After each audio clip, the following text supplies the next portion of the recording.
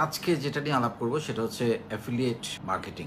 এটাও digital marketing এর একটা পদ্ধতি। সাধারণত যারা ফ্রিল্যান্সিং করেন, যারা নিজে নিজে অনলাইনে তার ল্যাপটপে কম্পিউটারে বসে ঘরে বসে আয় করতে চান, এটা একটা দারুণ পদ্ধতি। এই অ্যাফিলিয়েট মার্কেটিংটা কি?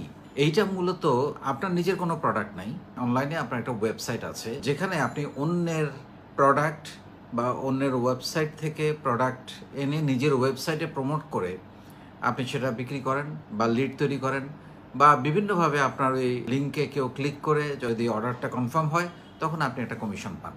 তার মানে আরেকজনের প্রোডাক্ট, এটা কাইন্ড অফ ড্রপ শিপিং বা এরকম হয়।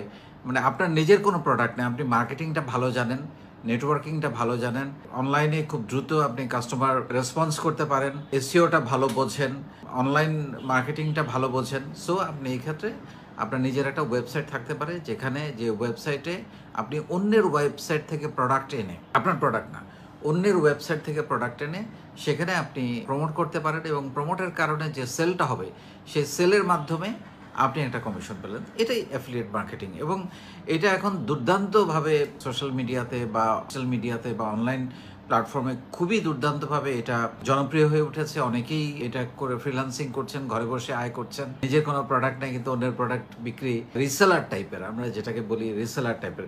অ্যাফিলিয়েট মার্কেটিং এর জন্য বিভিন্ন ওয়েবসাইট আছে, বিভিন্ন ধরনের অ্যাফিলিয়েট ওয়েবসাইটও আছে, এবং সেখান থেকেও আপনি কিন্তু নিজে কাজ করে আয় করতে পারেন। মূলত ইউটিউব, লিঙ্কডইন, ফেসবুক প্রোফাইল, এমনকি আপনার নিজের ফেসবুক প্রোফাইলের মাধ্যমেও কিন্তু এই ধরনের অ্যাফিলিয়েট মার্কেটিং বা রেফারেল মার্কেটিং যেটাকে বলে সেটা আপনার করতে পারেন।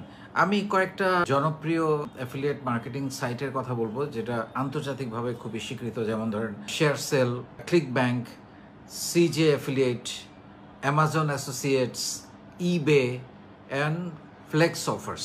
এগুলো হচ্ছে ইন্টারন্যাশনালি খুব বড় বড় অ্যাফিলিয়েট মার্কেট প্লেস, যেগুলোর সাথে আপনি চাইলে কাজ করতে পারেন, আপনার ওয়েবসাইটের মাধ্যমে তাদের সাথে কাজ করতে পারেন। আর বাংলাদেশে কিছু মার্কেট প্লেস আছে, অ্যাফিলিয়েট মার্কেট প্লেস আছে, যেগুলোর সাথেও আপনি কাজ করতে পারেন, যেমন Daraz affiliate, BD shop, Shohoz affiliate, তারপর স্বপ্নবাড়ি অ্যাফিলিয়েট, ঝাক্কাস অ্যাফিলিয়েট, ডায়না হোস্ট অ্যাফিলিয়েট ইত্যাদি। এরকম বাংলাদেশেও কিছু সাইট আছে যাদের প্রোডাক্ট আপনি চাইলে, আবার তারাও কিন্তু আবার অন্যদের প্রোডাক্ট বিক্রি করে। ওরা মার্কেট প্লেস হিসেবে কাজ করছে। আবার আপনি সরাসরি একেবারে ইন্ডিভিজুয়াল যারা সরাসরি পণ্য উৎপাদন করে বা বিক্রি করে তাদের প্রোডাক্ট আপনার ওয়েবসাইটে এনে প্রমোট করেও কিন্তু আপনি বিক্রি করতে পারেন, এবং সেখানে আপনি যত লিড তৈরি করতে পারবেন তত আপনি কমিশন পাবেন। অ্যাফিলিয়েট মার্কেটিং এর পক্ষ কারা কারা, আমি কিন্তু এখানে বেশ কয়েকটা পক্ষের কথা বললাম। এটা হলো অ্যাফিলিয়েট, যেমন আপনি অ্যাফিলিয়েট মার্কেটার, আপনি অন্যের, আপনার প্রোডাক্ট না, বাট আপনার একটা ওয়েবসাইট আছে, বা আপনি ফেসবুক প্রোফাইল দিয়ে হোক, ইউটিউব দিয়ে হোক, যে কোনোভাবে আপনি সোশ্যাল মিডিয়ার যে কোনো মাধ্যমে আপনি এই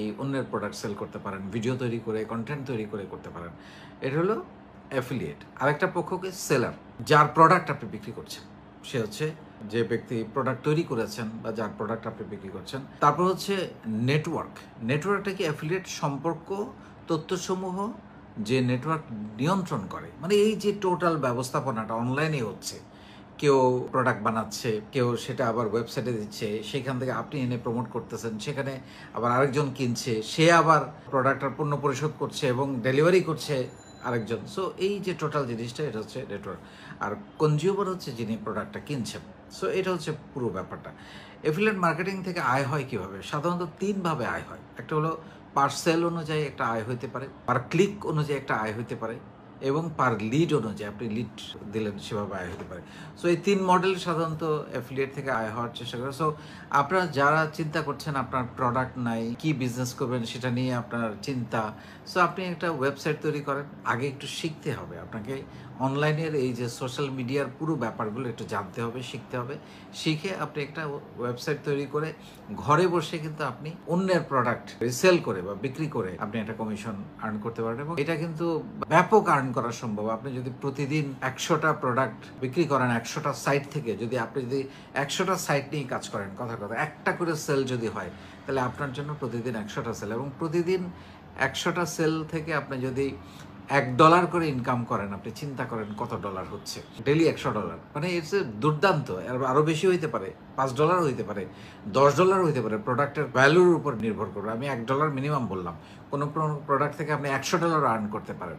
সো ইটস এ হিউজ একটা ইনকাম, যেটা আপনার শুধুমাত্র আপনি টেকনিক্যালি একটু সাউন্ড হলে, আপনি যদি এই ডিজিটাল মার্কেটিংয়ের ব্যাপারগুলো একটু ভালো বোঝেন, নিজে একটা ওয়েবসাইট রান করার মতো বুদ্ধি, বিবেচনা এবং শিক্ষা প্রশিক্ষণ যদি আপনার থাকে, আপনি কিন্তু কোনো প্রোডাক্ট, নিজের কোনো প্রোডাক্ট ছাড়াও চাইলে সারা পৃথিবীর প্রোডাক্ট, শুধু বাংলাদেশের নয়, সারা পৃথিবীর প্রোডাক্ট আপনার ঘরে বসে সেল করতে পারেন। এটা একটা আউটসোর্সিং বিজনেস বলা যেতে পারে, এটা একটা ফ্রিল্যান্সিং বিজনেস বলা যেতে পারে, এবং এটা একজন আপনাকে উদ্যোক্তা হিসেবে এককভাবে আপনি চাইলেন, কাজ করলেন, এবং যেটা বললাম, আপনি যদি অ্যানলিস্টেড করে ফেলতে পারেন 100, 200, 300 কোম্পানির সঙ্গে, এবং তাদের প্রোডাক্টগুলো যদি সেভাবে সোশ্যাল মিডিয়ার বিভিন্ন যে মার্কেটিং টুলস আছে সেগুলো ব্যবহার করে যদি তাদের সেলটা, আপনি লিডটা দিতে পারেন, সেটা যেটা বললাম যে পার সেল হতে পারে, পার লিড হতে পারে, পার ক্লিক হতে পারে, সেগুলো করে যদি আপনি এনশিওর করতে পারেন আপনার অ্যাকাউন্টে, দেশ থেকে হলে ডলার,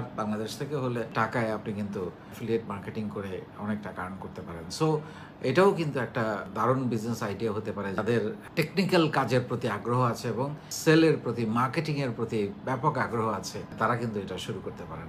অনেক ধন্যবাদ।